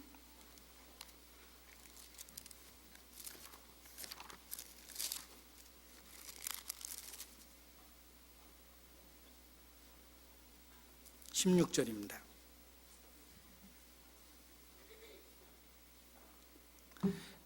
같이 읽죠. 그 아들을 이방에 전하기 위하여 그를 내 속에 나타내시기를 기뻐하실 때에 내가 곧 혈육과 의논하지 아니하고. 이것이 바울의 사도됨입니다. 바울은 하나님의 부르심을 입었을 때 혈육과 의논하지 않았습니다. 아브라함도 믿음으로 결단할 때 혈육과 의논하지 않았습니다. 즉각적인 순종을 했습니다. 그리고 모리아산까지는 3일 길을 가야만 했습니다. 그 3일 길을 가는 동안 마음이 변할 수도 있었죠. 혹 발걸음을 돌려서 유턴할 수도 있었을 겁니다. 그러나 그는 계속해서 모리아 땅으로 나아갑니다. 결코 지그재그로 갔다라든지 많이 망설였다든지 흔적이 없습니다. 아브라함은 온전한 믿음이 무엇인지 우리에게 보여주는 것입니다. 3일 길을 갔습니다. 그는 돌이키지 않았고 지속적 신앙을 보여줍니다. 진정한 믿음은 즉각적인 결단을 하며 미루지 않습니다.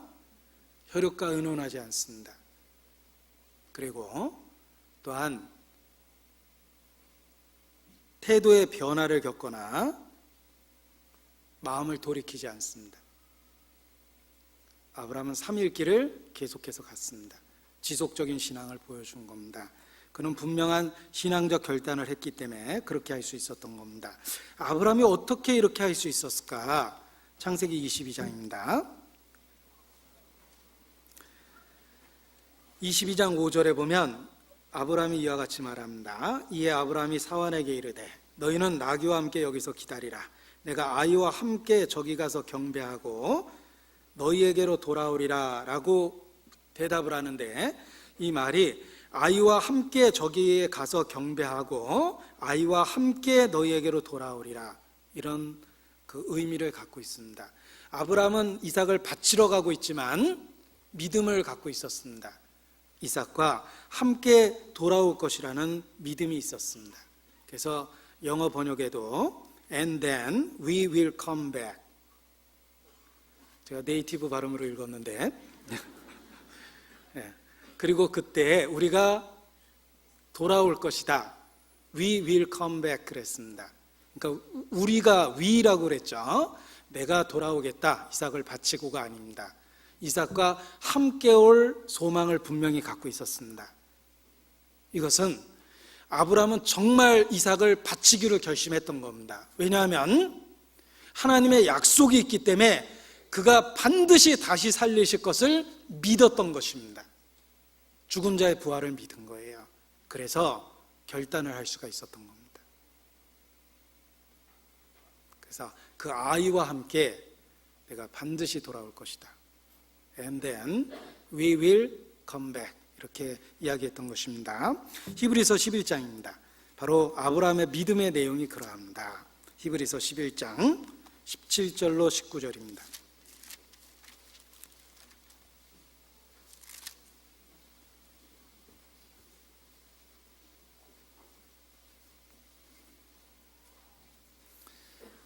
(17절로 19절) 같이 읽겠습니다. 아브라함은 시험을 받을 때에 믿음으로 이삭을 드렸으니 저는 약속을 받은 자로 돼 그 독생자를 드렸느니라. 저에게 이미 말씀하시기를 내 자손이라 칭할 자는 이삭으로 말미암으리라 하셨으니 저가 하나님이 능히 죽은 자 가운데서 다시 살리실 줄로 생각한지라. 비유컨대 죽은 자 가운데서 도로 받은 것이니라. 아브라함이 이삭을 바쳤던 이 결단은 부활에 대한 소망을 확실히 했기 때문에 결단할 수가 있었다는 겁니다. 그래서 비유컨대 죽은 자 가운데서 도로 받은 것이니라 라고 히브리서에 설명을 해주고 있습니다. 아브라함은 하나님의 능력을 믿었고 부활의 소망을 확실히 했습니다. 그래서 이삭을 바치겠다는 결단을 할 수가 있었던 겁니다. 부활을 확실히 믿었기 때문에 결단할 수 있었다라는 것입니다. 성경에는 우리에게 주님을 위해서 동참하고 희생하라는 이야기를 합니다. 그런데 이 희생하라는 말이 정확하게 표현하면 틀린 겁니다. 하나님 우리에게 희생을 요구하는 게 아니라 믿음을 갖고 행동하라는 뜻입니다. 우리가 참으로 믿음이 있다면 물질보다는 영혼을 위해서 투자합니다. 참으로 믿음이 있다면 현세보다 내세를 위해 투자합니다. 참으로 믿음이 있다면 내 자신을 세우는 것보다 다른 사람을 세우는 것을 더 중요시 여깁니다. 참으로 믿음이 있다면 희생하는 것이 아니라 믿음을 갖고 약속을 붙잡고 너의 삶을 영원한 것에 투자하라는 뜻입니다.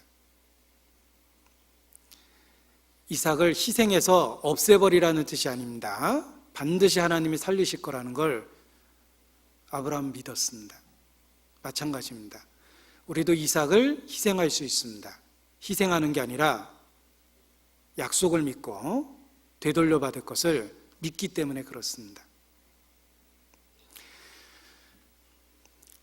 자, 헌금을 희생한다고 하면은 우리의 인색한 마음의 한계가 정해집니다. 그러나 믿음을 갖고 투자한다고 생각하면 금액의 한정이 제한이 안 가죠. 여러분 은행에 돈 맡기면서 막 큰 소리 칩니까? 이거 내가 어떻게 번 돈인데 여기다 맡기는 줄 아냐고? 그럼 가져가세요 그러겠죠.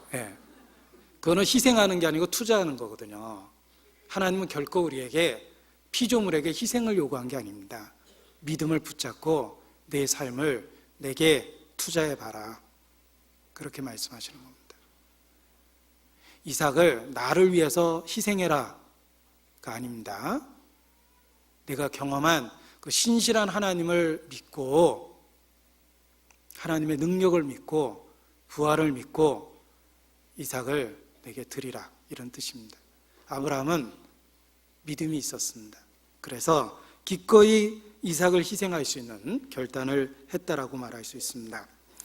아브라함은 그동안의 삶을 통해서 하나님을 체험했습니다. 아브라함이 갈대아 우르에서 하나님의 음성을 75세에 들었습니다. 그리고 100세에 정말 불가능해 보이는 그때 아들을 얻었습니다. 그리고 자기 삶 속에서 정말 하나님이 함께 하셨다는 것을 계속해서 체험했습니다. 그래서 이삭을 바칠 수 있는 믿음의 상태에 이른 겁니다. 갑자기 그렇게 된 게 아니에요. 우리도 마찬가지입니다. 우리가 십자가를 통해서 경험했던 그 하나님의 신실함을 마음에 되새긴다면 우리가 할 수 없는 결단을 합니다. 그리고 아브라함은 아버지입니다. 본능적으로 아들을 사랑합니다. 그리고 믿음으로 생각했을 겁니다. 내가 내 독자 이삭을 이렇게 사랑하는데 하나님이 내 이삭을 나보다 얼마나 더 사랑하실까? 나보다 더 사랑하시는 하나님이 명령했다면 그럴 만한 이유가 있었을 거다 라고 자기보다 더 이삭을 사랑하는 하나님의 근본적 사랑을 믿었기 때문에 결단할 수 있었다라고 말할 수 있습니다. 제가 처음 자녀가 어렸을 때 아이들을 키우면서 이런 고민을 했던 적이 있습니다. 이렇게 아이에게 사랑이 가고 정이 가는데 주님이 갑자기 오시면 이 아이들이 어떻게 될까? 아이들은 데려가시겠지? 라고 믿어보자 라고 생각은 했지만 성경적인 근거가 좀 부족했습니다. 이 아이들은 어떻게 될까? 갑자기 주님 오셔서 내가 이 아이들을 두고 간다면 그게 무슨 천국이 천국 될까? 내가 아버지 된 입장에서 애들 두고 천국 가면 천국에서 눈이나 제대로 감겠나? 응? 애들 두고 간 천국이 무슨 천국이 천국 될까? 제가 인간적으로 그런 연약한 생각을 계속하다가 한순간에 벗어났습니다. 내가 아이를 사랑하는 건 틀림없지만 그 사랑이 하나님께로부터 왔다는 걸 알았어요. 각양 좋은 은사가 빛들의 아버지께로부터 왔다. 각양 좋은 은사 중에 하나는 사랑입니다. 내게 있는 자식에 대한 사랑은 내 것이 아니에요. 하나님이 준 겁니다. 하나님이 나에게 사랑을 줬기 때문에 내가 자녀를 사랑할 수 있는 마음을 가졌는데 하나님은 사랑의 원천입니다. 샘플 갖고 있는 그 조그만한 사랑으로 내 자식 장래를 염려하는 내가 사랑의 원천이신 하나님이 어련히 알아서 잘 처리할까 쓸데없는 걱정을 했구나 라는 걸 깨닫는 순간 자녀에 대한 그런 그 염려가 없어졌어요. 나보다 더 내 아이를 사랑하시는 하나님, 나의 구주께서 어떤 결정을 하든지 내 아이에 대해서 선한 결정을 하실 거다라고 생각하니까 주님 갑자기 오셔서 애들 두고 갈까 봐 뭐 이런 염려는 없어졌습니다. 아브라함도 마찬가지일 겁니다. 자기 아들을 목숨처럼 사랑했지만 그 사랑조차도 하나님께로부터 온 것이며, 사랑의 원천이신 하나님은 틀림없이 자기보다 더 이삭을 사랑할 거라고 믿을 수 있었을 겁니다. 그래서 그러한 하나님이 결정했다면 틀림없이 이유가 있었을 거다라고 생각하고 이삭을 제단에 놓을 수 있었다라고 생각을 합니다. 그리고 이 여호와 일의 사건을 통해서 우리는 아브라함의 믿음뿐만 아니라 사건 속에 숨겨져 있는 이삭의 믿음도 볼 수가 있습니다. 이삭은 장작을 메고 모리아산 정상까지 올라갔습니다. 결코 아이가 아니었다는 거예요. 여러분, 아주 어린 아이에게 무거운 장작을 메고서 높은 산에 올라갈 부모는 없습니다. 장작을 이삭이 메었다라는 건 장작을 멜 만큼 성숙한 사람이 됐다라는 거예요. 완력으로는 늙은 아브라함을 물리칠 수가 있었을 거라는 겁니다. 이삭은 기꺼이 하나님에 대한 믿음을 갖고 아버지의 결단에 대해서, 하나님의 명령에 대해서 함께 순종했던 것입니다. 우리는 이 사건 속에서 숨겨진 이삭의 믿음을 볼 수가 있습니다. 그리고 더욱더 우리에게 교훈이 되는 것은 이 숨겨진 이삭의 믿음의 이야기 속에 십자가를 직접 짊어지신 성자 예수님의 모습이 그려져 있기 때문입니다. 우리는 이삭의 모습 속에서 묵묵히 십자가를 지었던 예수님의 모습을 볼 수 있기 때문에 더 교훈이 됩니다. 아브라함은 이삭을 데리고 모리아산에 올라갔습니다. 자, 올라갔을 때 마음은 참으로 고통스러웠을 겁니다. 결단은 했지만 예수님이 십자가 앞에서 고민했던 것처럼, 또 땀방울이 핏방울이 되도록 부르짖었던 것처럼 아브라함도 본성을 갖고 있었기 때문에 모리아산에 올라갔을 때는 참으로 고통스러웠을 겁니다. 그러나 생각해 보십시오. 모리아산에서 내려올 때는 어떠했을 것 같습니까? 올라갈 때는 고통스러웠지만 내려올 때는 엄청난 기쁨을 갖고 내려왔습니다. 하나님의 또 다른 은혜를 체험했기 때문입니다. 올라올 때는 혈육과 의논할 수 없었지만 내려갈 때는 영원히 전해질 수 있는 놀라운 간증거리를 갖게 되었습니다. 여호와께서 준비하셨다라는 놀라운 간증거리를 갖고 기쁨을 갖고 영광 속에서 내려올 수가 있었습니다. 올라갈 때와 내려올 때가 다릅니다.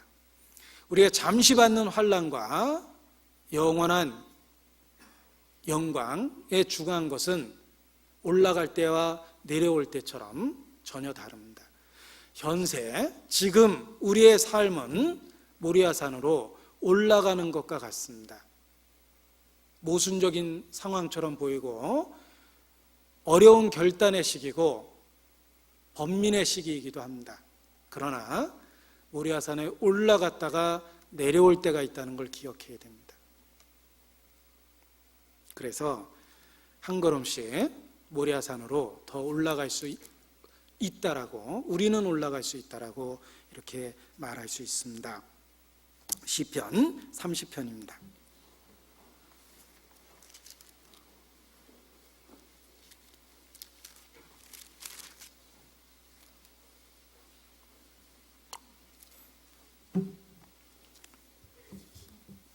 시편 30편 5절입니다. 같이 읽겠습니다.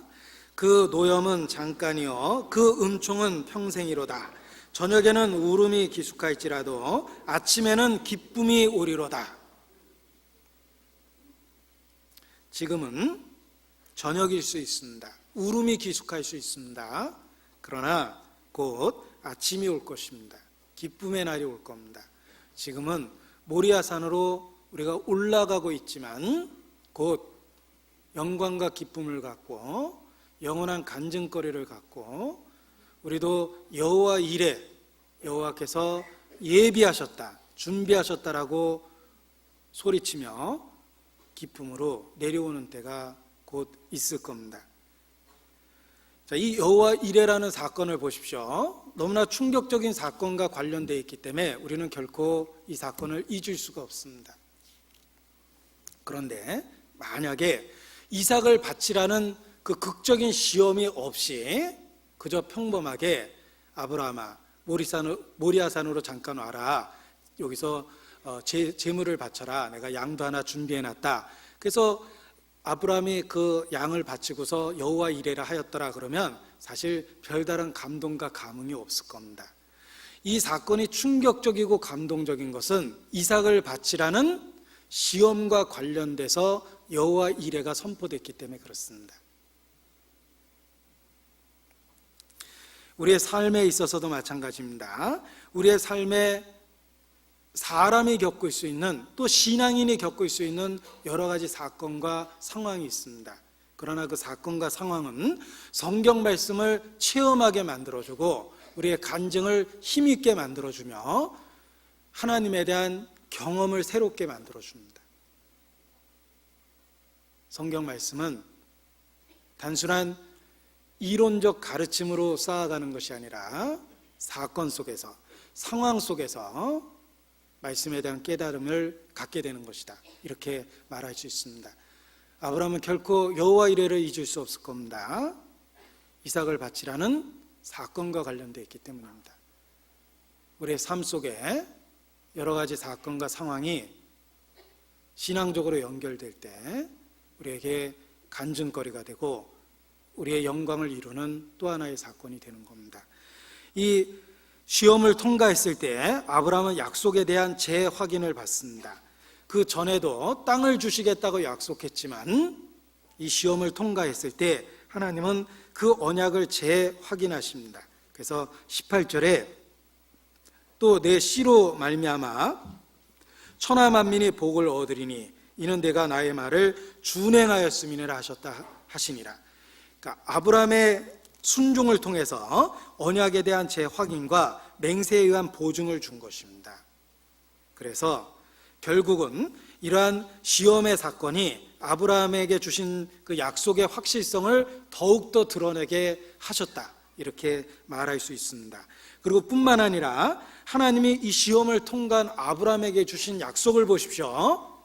아브라함을 축복하셨을 뿐만 아니라 17절에 보면 내가 내게 큰 복을 주고, 이걸로 끝난 게 아니죠.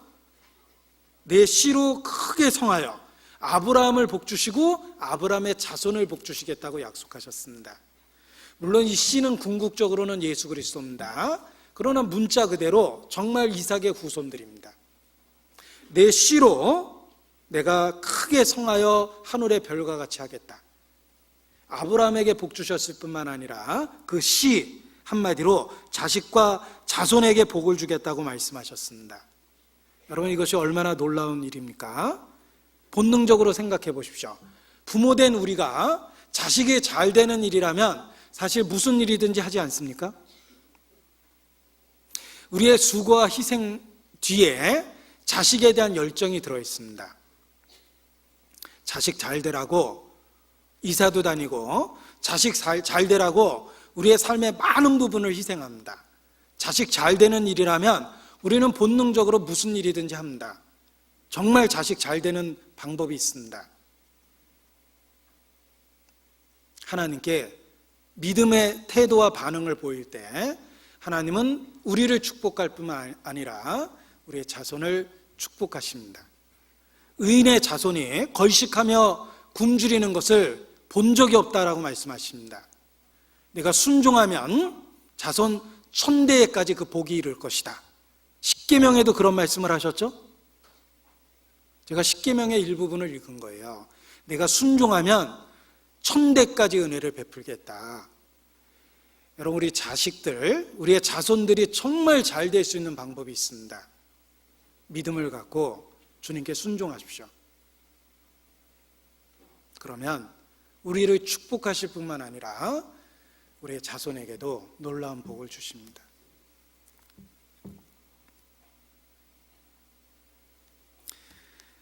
호세아서 4장 말씀을 찾겠습니다. 호세아서입니다. 호세아서 4장입니다. 6절.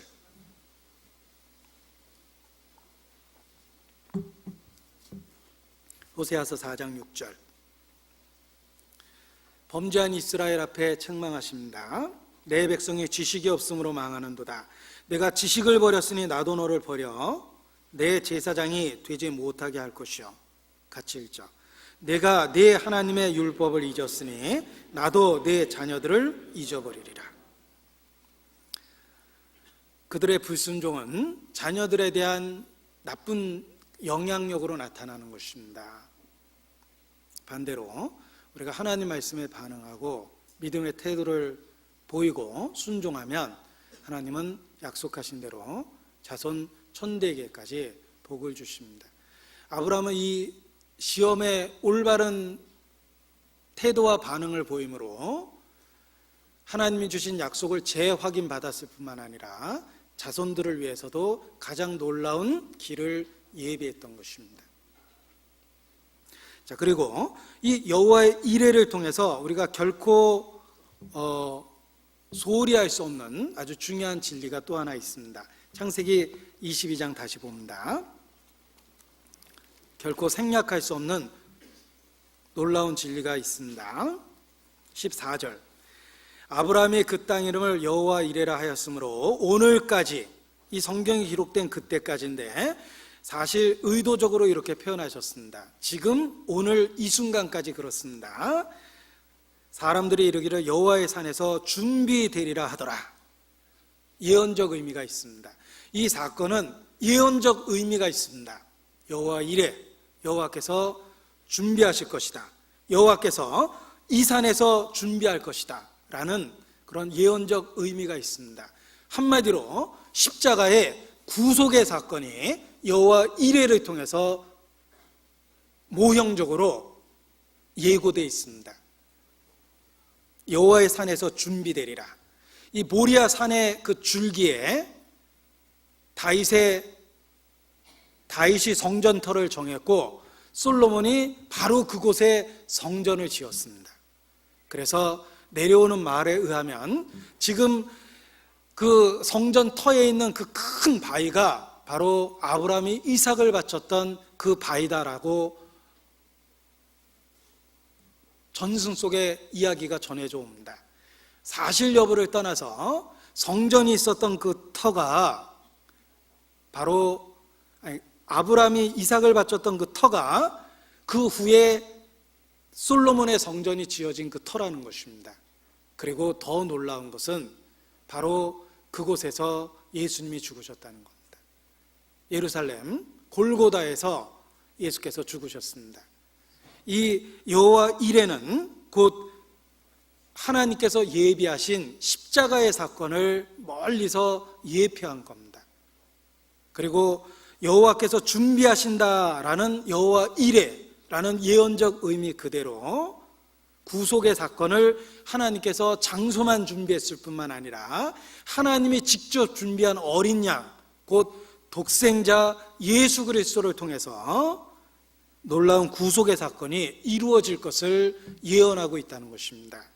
여호와 이레라는 이 아브라함과 관련된 사건은 바로 구속의 사건이 일어날 장소를 예언하고 있고 구속의 사건이 어떻게 일어날지 구체적인 내용을 예언하고 있습니다. 여호와 이레, 여호와께서 준비하신다. 그렇습니다. 어린 양, 하나님의 어린 양, 하나님이 직접 준비한 희생제물이 있었습니다. 십자가 사건이 놀라울 정도로 이 여호와 이레 사건에 모형적으로 계시되어 있습니다. 그리고 이 여호와 이레 사건을 아브라함이라는 관점에서 살펴보십시오. 이삭을 바치기까지 얼마나 심한 마음의 고통을 받았겠습니까? 하나님의 마음을 계시한 겁니다. 독생자를 십자가에 못 박았던 그 상황 속에서 하나님의 마음이 어떠했는지 칼을 잡은 아브라함을 통해서 우리에게 계시하고 계십니다. 우리를 구원하신 그 희생의 놀라운 사건은 결코 값싼 구원이 아닙니다. 우리도 아비된 자로서 칼을 잡은 자식의 심장을 겨누고 있는 아브라함의 마음을 생각해 보십시오. 이해할 수 있죠? 그것이 아버지 하나님의 마음이었습니다. 독생자 예수 그리스도가 십자가에 못 박혀 있을 때 하나님의 마음이 그러했습니다. 우리를 구원하기 위해서 지불한 대가가 얼마나 희생적이고 하나님께 얼마나 파괴적이고 고통스러웠는지 칼을 잡은 아브라함을 통해서 우리에게 설명하고 계십니다. 너희도 아비된 자라면 한번 생각해보라. 십자가 사건이 그러했다는 것입니다. 결코 우리는 값싼 구원을 받은 것이 아닙니다. 우리가 값없이 구원을 받았다고 얘기하는 거지, 성경은 십자가가 얼마나 놀라운 희생이 치러졌는지를 여러 가지 말로 확증하고 있습니다. 독생자의 피가 흘려졌습니다. 하나님 아버지께서 우리를 구원하시기 위해서 행했던 그 일들은 너무나 놀라운 희생이었습니다. 우리가 그런 값비싼 대가를 치러지고 구원을 받았다는 걸 알고 있기 때문에 구원이 얼마나 소중한지 깨달을 수 있었고, 그것을 우리 삶에 변화를 일으킬 수 있는 동력으로 삼을 수 있는 것입니다. 주님이 더 이상 아무런 계시를 하지 않고 침묵한다 하더라도 십자가 사건은 우리 삶에 변화가 일어날 만한 충분한 근거가 되고, 하나님이 지금 침묵하신다 하더라도 우리가 여전히 믿음을 지킬 수 있는 충분한 근거가 되는 것입니다. 칼을 잡은 아브라함의 마음을 생각해 보십시오. 하나님의 마음이 그러했고, 우리를 구원하기 위해서 얼마나 값비싼 희생이 치루어졌고 우리를 얼마나 소중하게 대하고 있는지를 신실하게 입증하셨습니다.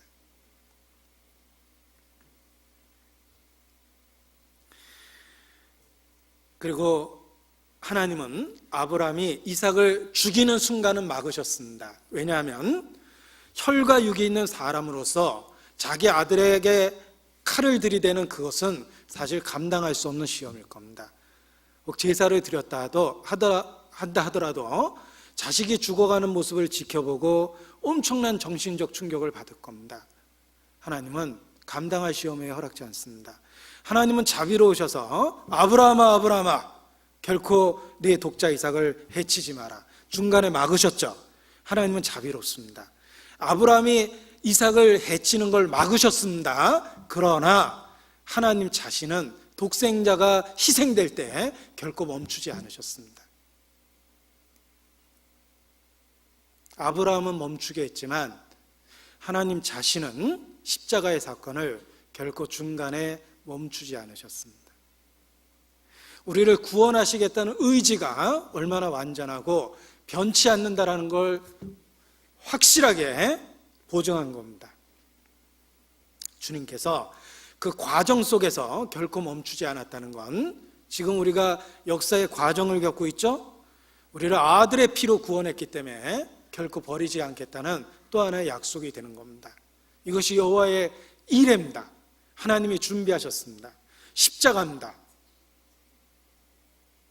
그래서 여호와 이레의 사건을 마음에 붙잡으면 우리가 잠깐 이 세상에서 당하는 유혹과 시험을 믿음을 갖고 이겨낼 수 있습니다.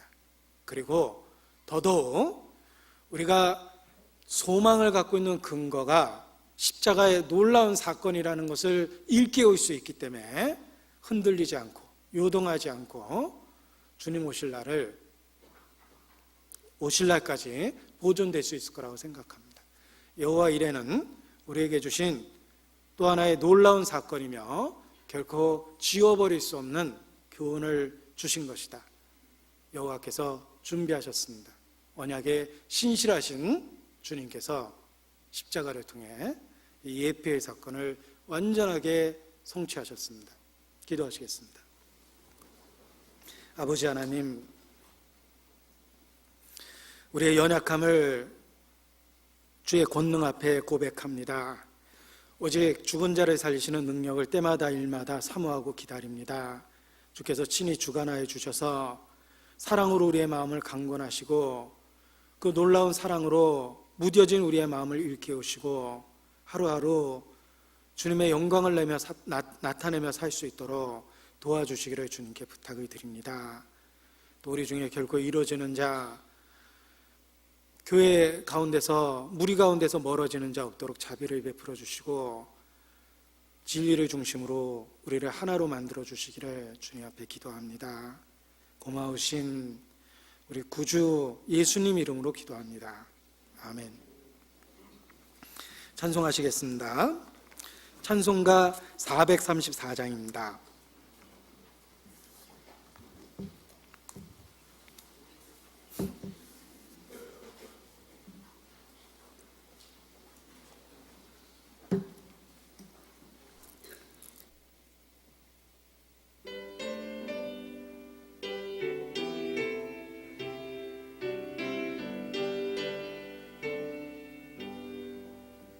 나의 갈 길 다가도록 예수 인도하시니 내 주 안에 있는 긍휼 어찌 의심하리요. 믿음으로 사는 자는 하늘 위로 받겠네. 무슨 일을 만나든지 만사형통하리라. 무슨 일을 만나든지 만사형통하리라. 나의 갈 길 다가도록 예수 인도하시니 어려운 일 당한 때도 족한 은혜 주시네. 나는 심히 고단하고 영혼 매우 가라나 나의 앞에 반석에서 샘물 나게 하시네. 나의 앞에 반석에서 샘물 나게 하시네. 나의 갈 길 다가도록 예수 인도하시니 그의 사랑 어찌 큰지 말로 할 수 없도다. 성령 감화 받은 영혼 하늘 날아갈 때에 영영 부를 나의 찬송 예수 인도하셨네. 영영 부를 나의 찬송 예수 인도하셨네.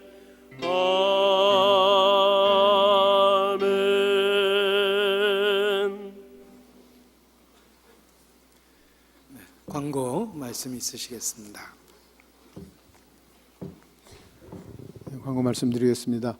아시는 대로 이번 토요일은 저녁 7시 30분부터 2009년 찬양의 밤입니다. 미리미리 많은 사람 초청해 주시기 바랍니다. 그리고 그 다음 날 주일날은 바자회를 하게 됩니다. 바자회에서는 본당 1층 주차장을 사용할 수 없기 때문에 농업진흥공사를 좀 이용해서 주차에 별 일이 없도록 하시고 넉넉하게 생각하고 아주 여유로운 하루가 될 수 있도록 계획해 주시기 바랍니다. 광고 마치겠습니다. 마치겠습니다. 안녕히 돌아가시 바랍니다.